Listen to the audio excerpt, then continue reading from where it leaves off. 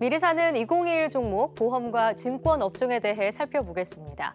먼저 보험업은 영업 손실이 축소되면서 펀더멘탈이 개선될 전망입니다. 설계사 수수료 개편안이 적용되면서 사업 비율 개선이 이루어질 것으로 보이는데요. 증권가에서는 전반적으로 생명보험보다는 손해보험 업종을 선호하는 의견이 많습니다. 생명보험은 아무래도 금리 변동에 부담이 존재하기 때문인데요. 손해보험 업종은 근본적으로 보험금 청구액을 줄여나갈 수 있는 환경이 조성되고 있다는 점에서 긍정적입니다. 단 2021년 보험료 인상 가능성에 대해서는 보수적으로 접근할 필요가 있어 보입니다. 자동차 손해율은 안정화 추세를 보이고 있고 실손보험은 최근 코로나19로 인해 인상이 부담스러운 상황이기 때문입니다. 한편 2020년에는 저금리 기조가 강했지만 2021년 상반기까지는 장기 금리 상승세가 나타날 전망인데요. 이에 트레이딩 전략이 유효하다고 판단이 됩니다. 또한 증권업종은 이 주식시장의 호황이 이어질 경우에는 계속 접근이 유효하다고 내다보고 있습니다. 신한금융투자가 내놓은 2021년 보험업 전망 리포트에서 삼성화재를 탑픽 종목으로 꼽고 있습니다. 최근 언론 보도에 따르면 삼성화재가 중국 텐센트와 조이트 벤처 설립에 관한 계약을 체결했는데요. 삼성화재의 중국 법인에 텐센트가 투자한 후 합작 법인으로 전환하는 방식입니다. 이에 현재 삼성화재가 100% 보유하고 있는 중국 법인의 지분 중 30%를 텐센트가 보유하게 되고 삼성화재의 지분은 37%가 됩니다. 구체적인 영업 범위에 대해서는 아직 구체적으로 알려지진 않았지만 중국 온라인 보험업을 적극적으로 영위할 것으로 기대됩니다. 예상 대비 큰 규모의 투자 금액을 감안한다면 텐센트가 이 계약에 대해서 상당히 유의미하게 접근하고 있는 것으로 보이는데요. 삼성화재는 중국 보험 시장 진출에 대한 기대감만으로도 향후 주가 상승을 정당화할 수 있을 전망입니다. 신한금융투자는 삼성화재 목표가 24만 원을 제시했습니다. 네, 이어서 생명보험 쪽도 살펴볼 텐데요. 방금 전에 차트를 한번 체크해 보시면요. 생명보험 업종의 PBR은 전통적으로 국고채 10년물 금리에 연동이 됩니다. 다시 말해서 금리가 상승한다면 주가도 같이 오르게 되는 건데요. 방금 전에 차트를 한번 체크를 해 보시면요. 2018년부터는 93.2%의 상관관계를 보이고 있습니다. 그런데 2020년 하반기에 확인된 장기채 금리 상승에도 불구하고 주가는 여전히 저평가 구간인데요. 삼성화재는 삼성생명이 PBR이 0.35배, 그러니까 한화생명은 0.11배입니다. 따라서 향후 생명보험 기업들의 주가 상승이 기대되고 있습니다. 신한금융투자는 생명보험의 탑픽 종목으로 삼성생명을 꼽았습니다. 목표가는 88,000원을 제시했는데요. 삼성생명은 금리 상승기에는 유리할 뿐만 아니라 삼성전자의 지분을 보유하고 있어서 펀더멘탈적으로도 견고한 기업입니다. 또한 배당 매력도 충분한데요. 삼성전자의 특별 배당 수혜도 기대됩니다. 이어서 증권업종 살펴보겠습니다. 방금 전에 차트 다시 한번 체크해 보시면요.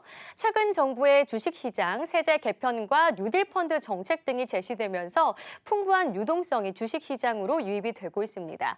이처럼 호황기를 보이고 있는 주식시장에서 모든 증권주에 대한 접근이 유효한데요. 신한금융투자는 2021년 전강후약 주식시장을 전망했습니다. 내년 코스피 예상밴드 상단은 2,800으로 제시를 하고 있는데요. 경기 부양책과 반도체 호황으로 상반기 강세를 보이겠지만 하반기에는 기업 구조 조정이 시행될 것으로 전망했습니다. 증권주 탑픽 종목은 한국금융지주입니다. 목표 주가 9만 원을 제시를 했는데요. 한국금융지주는 2021년 상장을 앞둔 카카오뱅크의 지분 33.35%를 보유한 2대 주주입니다. 카카오뱅크 유상증자에 따른 지분법 처분 이익이 약 600억 원이 반영이 된다면 수익성은 상당할 것으로 예상이 되는데요. 카카오뱅크 지분 가치는 최소 3조 원으로 추정이 됩니다. 하지만 주가는 아직도 이를 온전히 반영하지 않은 수준이라고 판단을 하는데요. 또한 앞으로 주식시장 상승에 따른 트레이딩 손익 개선이 기대되는 종목입니다. 이 세 종목 중 삼성화재 증권사별 전망 살펴보겠습니다. 유한타증권이 가장 높은 목표가 28만 원을 제시를 했고요. 차별화된 수익성을 주목을 했습니다. 삼성증권은 텐센트뿐만 아니라 향후 메가 플랫폼과의 협업 가능성을 기대했습니다. 네, 지금까지 미리 사는 2021 종목 보험과 증권 업종에 대해서 살펴봤습니다.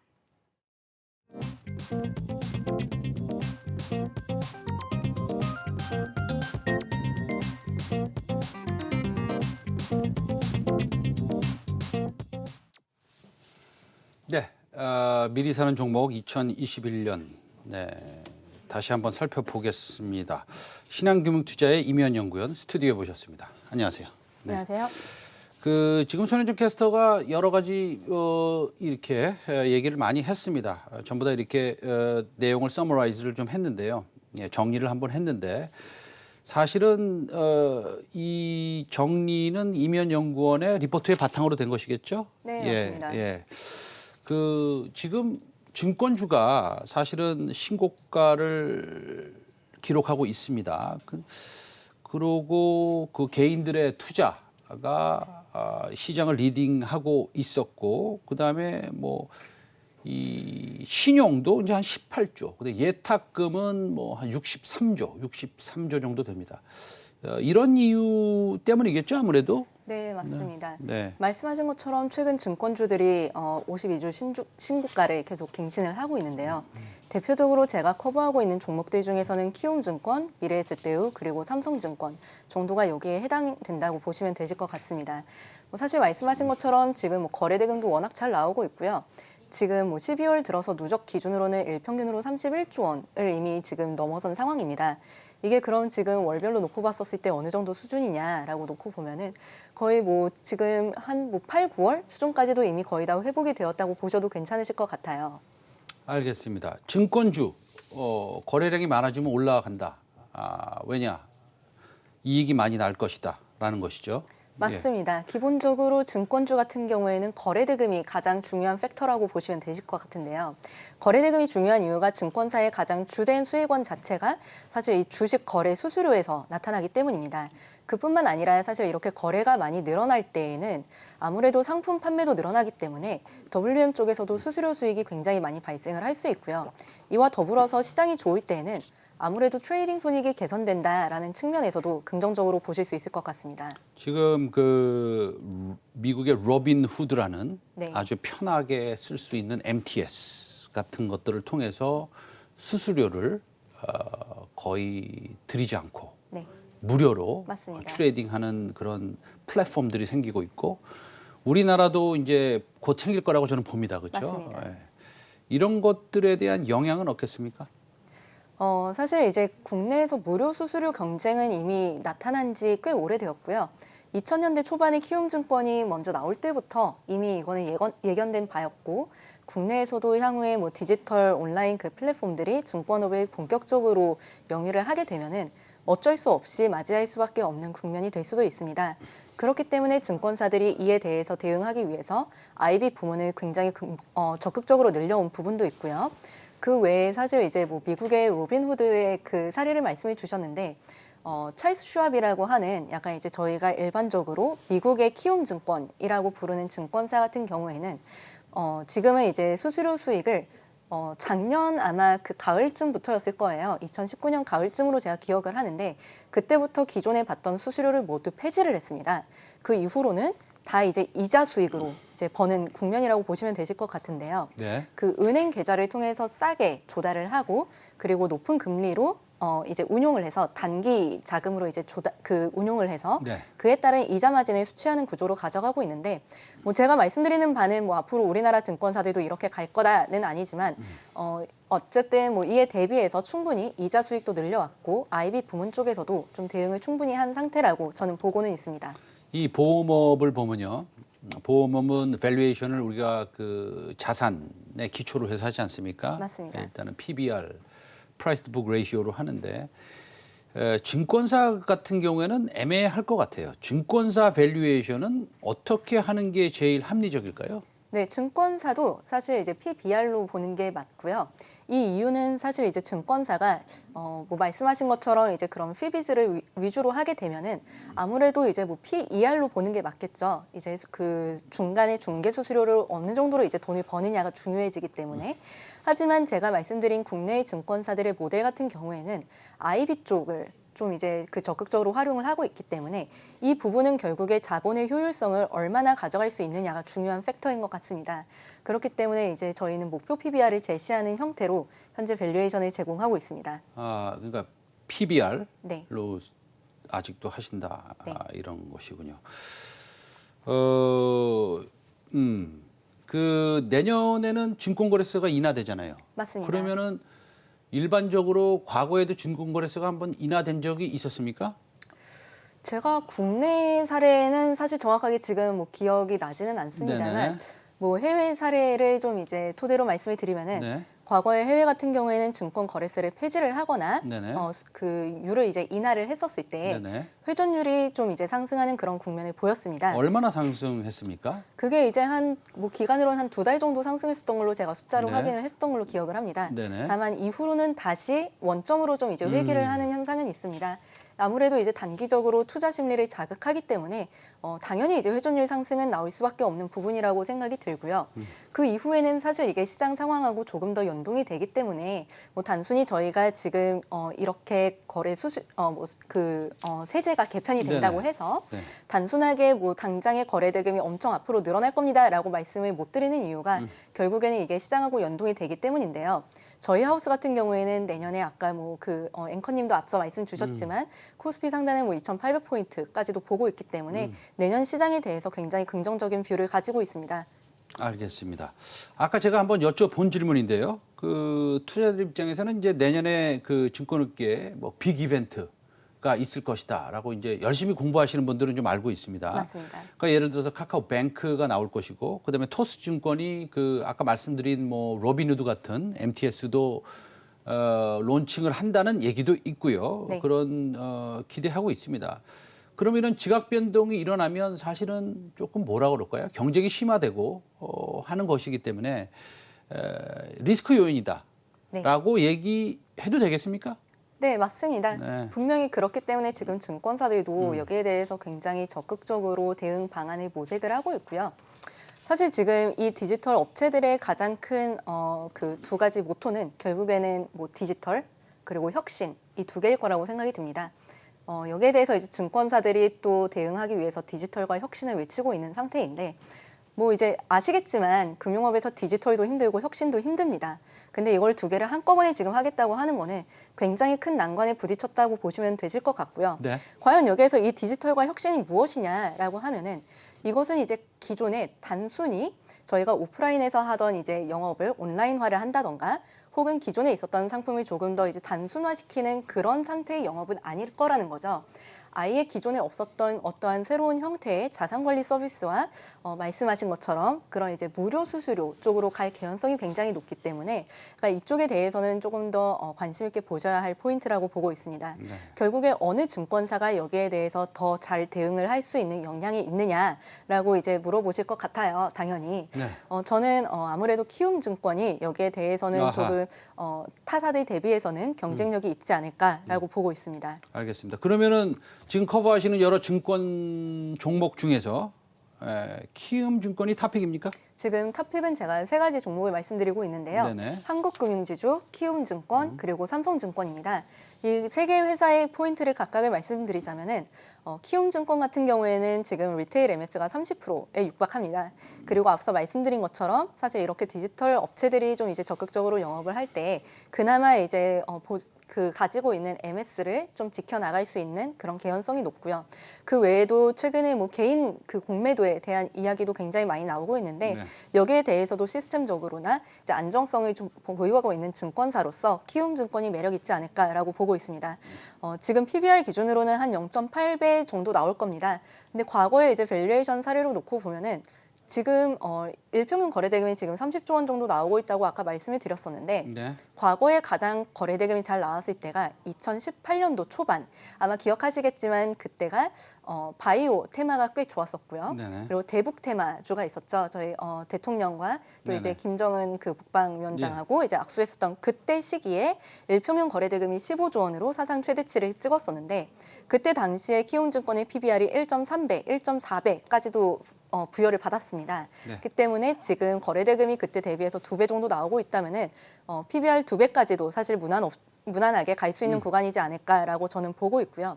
삼성증권 같은 경우에는 현재 배당 수익률이 올해 말 기준으로 한 5.8% 정도가 예상이 되고 있습니다. 굉장히 높네요. 네, 지금 네. 증권주들 중에서는 가장 높아요. 네네. 하지만 증권주는 항상 제가 말씀드리는 부분이지만 절대 배당주 컨셉으로 접근을 하시면 안 됩니다. 네네. 왜냐하면 증권주는 자본을 활용을 해서 비즈니스를 해야 되기 때문에 사실 주주들에게 배당하기는 굉장히 부담스럽습니다. 그렇기 때문에 사실 배당주 컨셉으로 접근할 수 없지만 삼성증권 같은 경우에는 삼성금융그룹 이제 계열사로서 다 같이 이제 배당 성향을 늘려나가는 과정에서 함께 하고 있으며 그에 따라서 배당 성향이 좀 더 나올 것으로 예상을 하고 있고요. DPS로는 제가 한 2,250원 보고 있는데 시장 컨센서스가 한 2,200원에서 2,300원 정도 된다고 보시면 되실 것 같아요. 딱 그 정도 중간에 있고 크게 지금 무리하지 않는 선에서 배당도 기대할 수 있고 내년 상반기에 시장이 좋다라고 하면은 그에 따른 수혜도 역시 기대할 수 있을 것으로 예상을 하고 있습니다. 네. 그 주당 배당금이 2,250원, 이제 그걸 DPS라고 표현하셨습니다.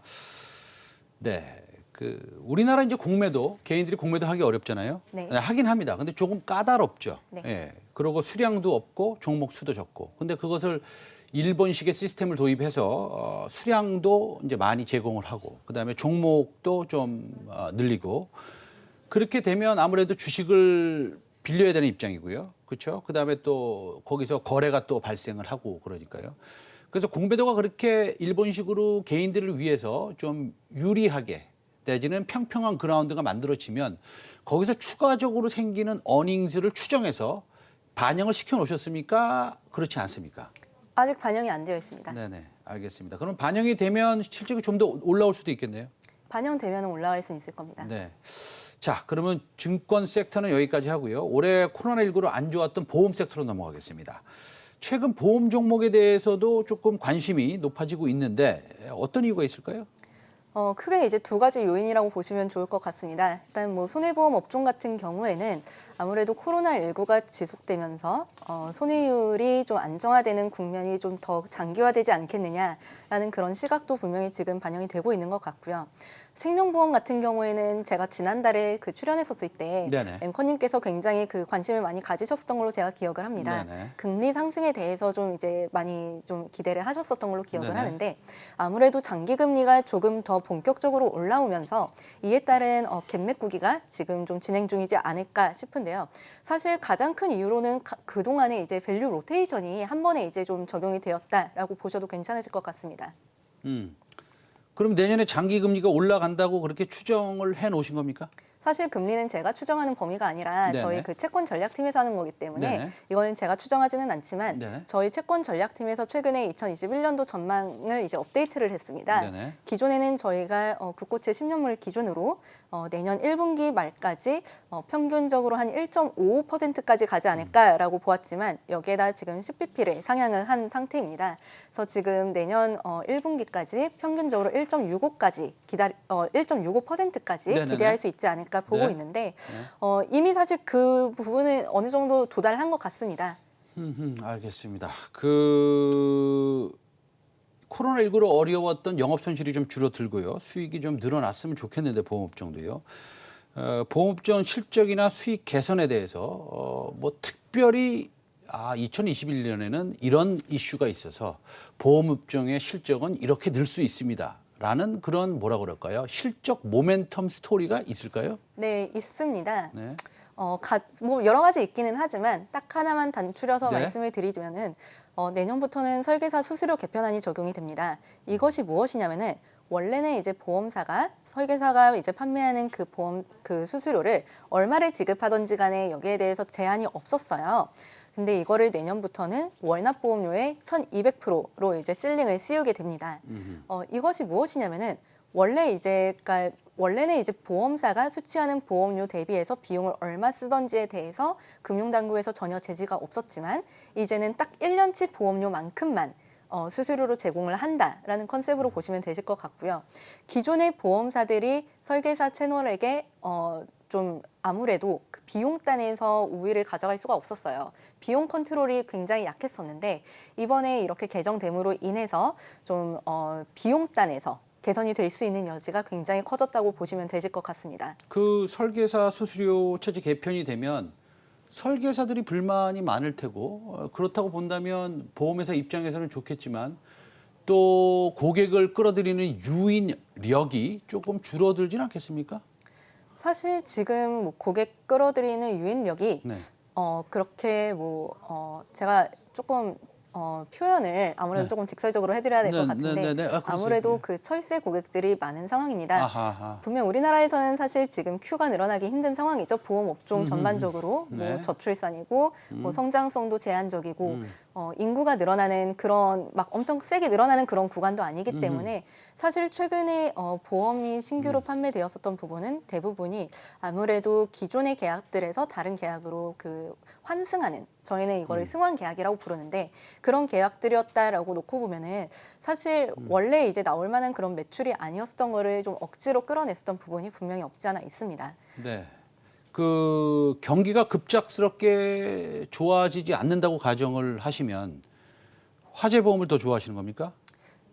아무래도 지금 장기금리 상승이 추세적으로 이어지지 않는다라는 컨셉 하에서는 분명히 지금 손해보험 업종이 급작스럽게 좋습니다. 경기가 좋아진다고 생각하면 생명보험을 좋아하실 겁니까? 네. 아, 그러면 급작스럽게 경기가 좋아질 수도 있겠네요. 백신 때문에.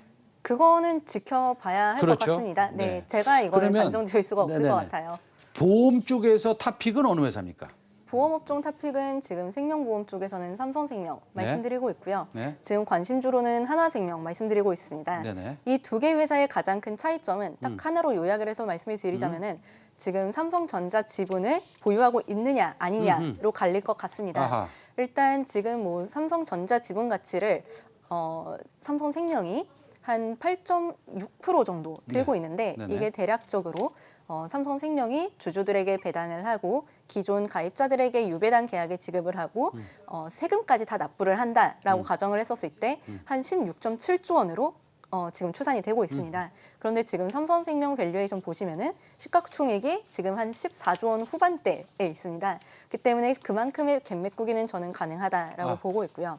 한화생명 같은 경우에는 가장 금리에 민감한 생명보험사입니다. 이게 왜냐하면 아무래도 과거에 팔았었던 고금리 확정형 비중도 높고 이에 따른 부담금리도 높기 때문에 좀 금리에 민감한 부분이 있는데 이를 감안했을 때 좀 장기금리가 좀 세게 상승을 한다라는 그런 국면에서는 컨셉추얼리 가져가셔도 괜찮으실 것 같습니다. 알겠습니다. 2021년 미리 사는 종목, 내년 증권주에 대해서 좀 말씀을 들었고요. 그다음에 보험주에 대해서 신한금융투자의 이미연 연구원과 함께했습니다. 아주 좋은 말씀 잘 들었고요. 여러 가지 많이 배웠습니다. 감사합니다. 다음에 또 뵙겠습니다. 네, 감사합니다. 네.